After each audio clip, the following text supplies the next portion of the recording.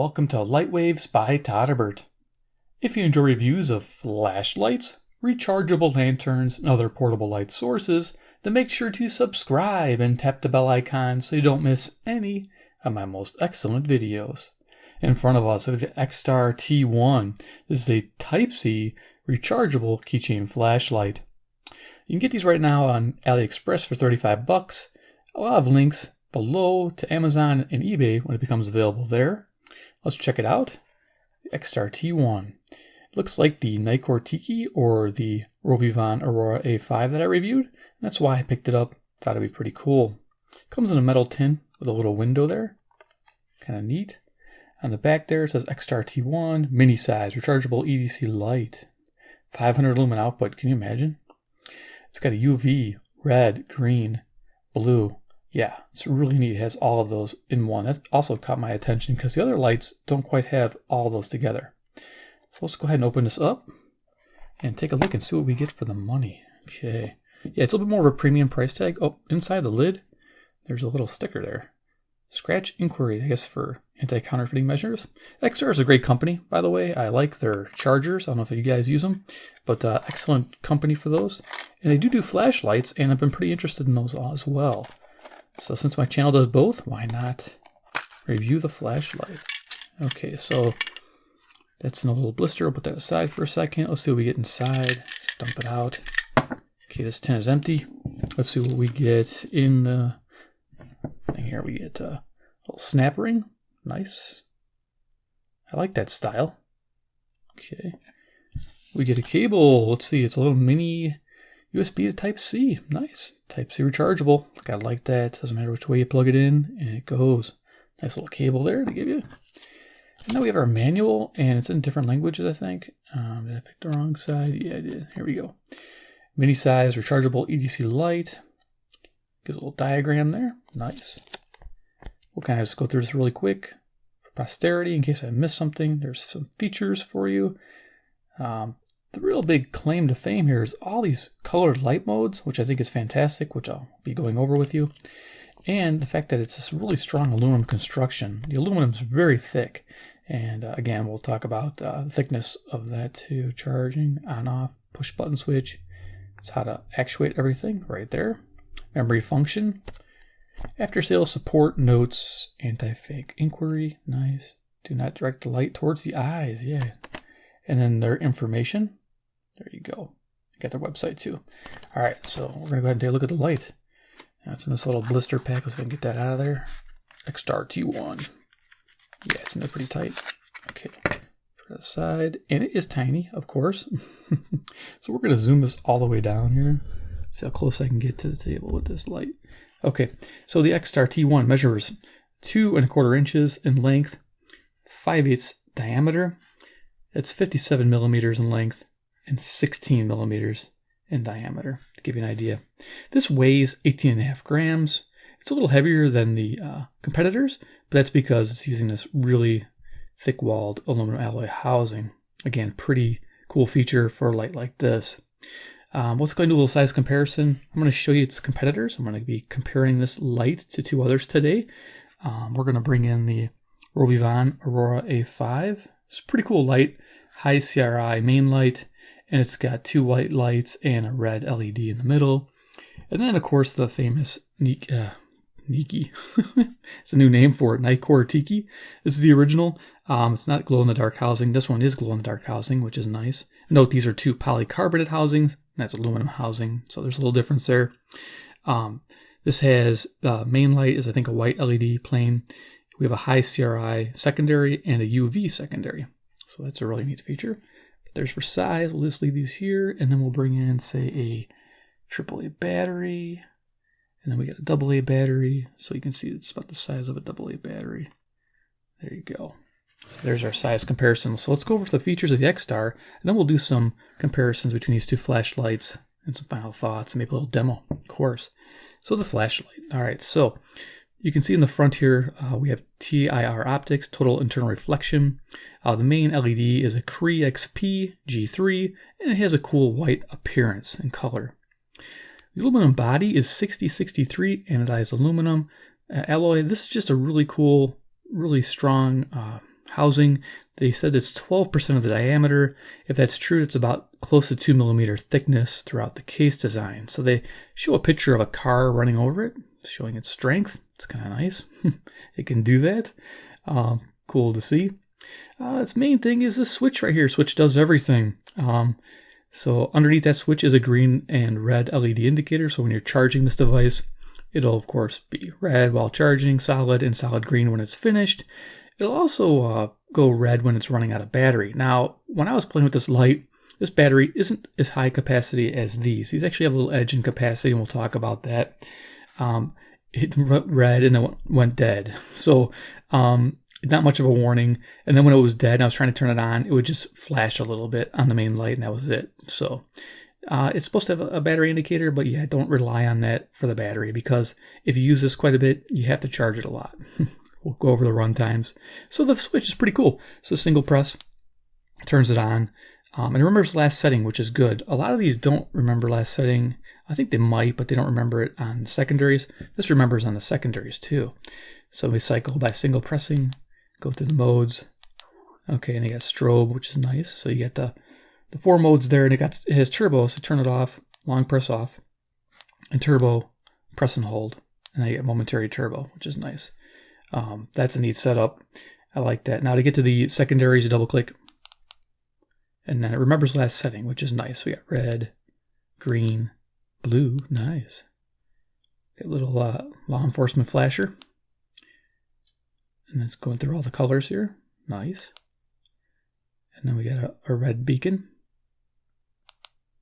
and back to red. Now again, you could have it set just to green and then turn off the flashlight.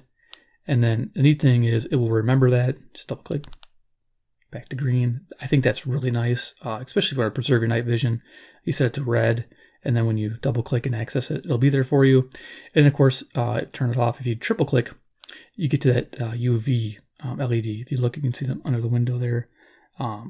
There's your red, green, blue on the left, and then top there is the UV.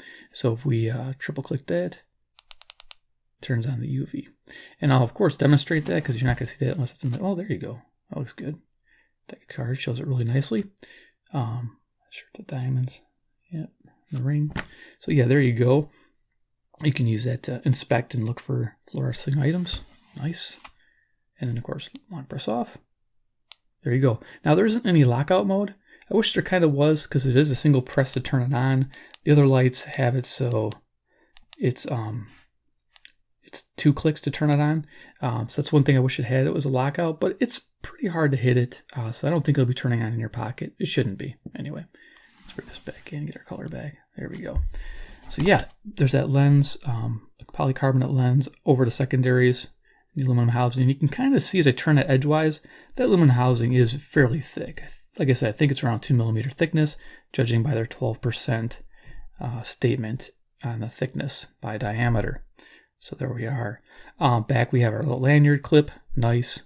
Okay, and then over here we have our Type-C charging. Pull it open. There it is. Now don't expect this thing to be waterproof, because this jacket is barely there, and they don't give a water rating at all on this light. So expect probably IPX3 or something, just like a light mist will be fine, but don't splash it. No jetted water, no submersions, no dropping in puddles. Something to keep aware of when you have this light is just don't expose it to the elements. If you can't do it, don't do it. It's important. The Type-C charging port's pretty nice. I do enjoy that. Expect this battery in here to charge about a half hour. That's what they recommend, and it charges fast because the capacity, again, isn't quite as high as this. They didn't state the capacity of the internal battery, but judging the run times, it's about 2/3 of these lights, and that puts it around an 80 milliamp hour or 90 milliamp hour, right around there, battery. So based on the run times. So yeah, so let's go ahead and we'll do some pictures in the garage I took. We'll talk about the power of the light, and then we'll compare it to the other two. So let's go to the garage. So I'm 15 feet away from the garage door. We're on turbo mode. Yeah, 500 lumens. Do not hold it on turbo long or you'll drain this battery super quick. You expect 9 minutes of runtime at this level. Next picture here, we're on high. This is 300 lumens. Expect it to run about 19 minutes. Now its competitors run about the same luminosity for about 30 minutes. So there's your difference in battery consumption, and that's how I got the idea that the battery was about 2/3 of the main competitors. Next is medium, 150 lumens, expected to run near an hour. Not bad, this is a good setting. Followed by the low setting now, we're at 50 lumens. This is expect a 1 3/4 hour runtime. 50 lumens low, you'll probably use this one quite often. It's the one I'd probably use the most. Here we have the Moonlight. This is 2 lumens. You can barely make out the door there. Expected to run about 4 hours.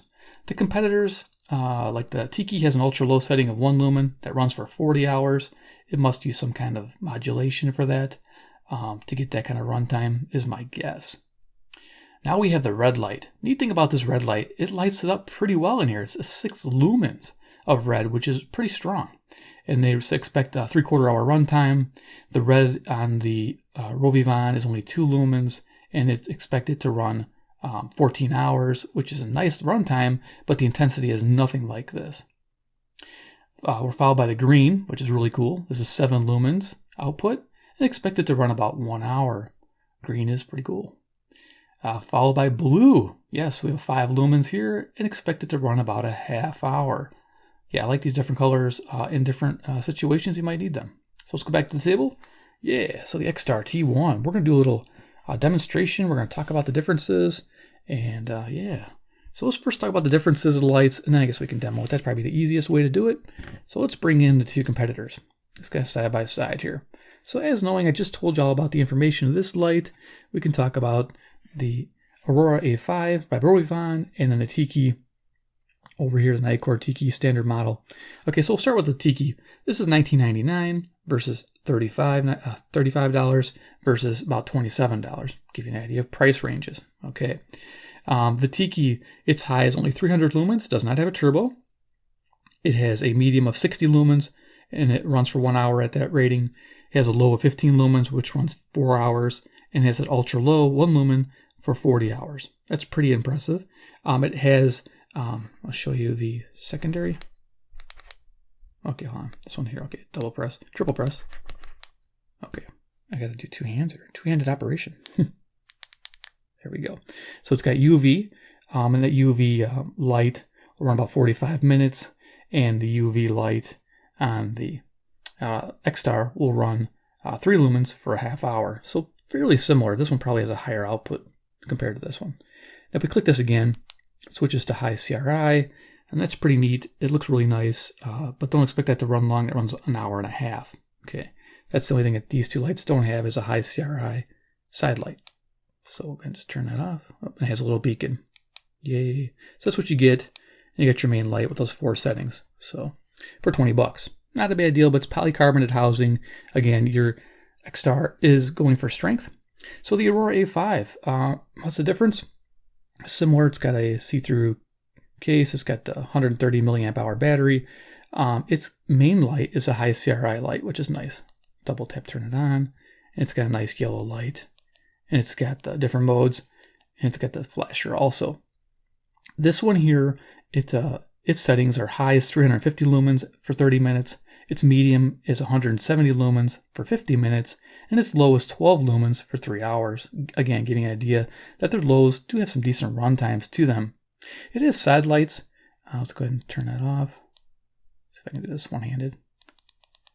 There we go. It has 2 LEDs to light it up. It's their standard cool white LEDs, and if you tap it again, you get your red.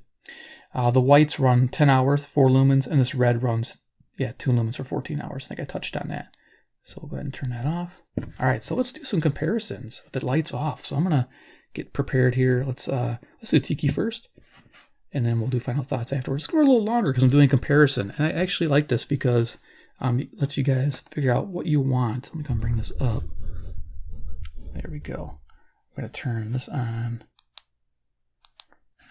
Pick that setting, I guess, and we'll turn this on. Oh, double tap. Forgot about that. Okay, turn the lights off, get an idea for color. Okay, now right away I'm noticing the Nightcore's light is a little warmer than the T1. So T1's definitely cool white. If you like cool white, that's the way to go. So here is the T1 coming in, illuminating the cards.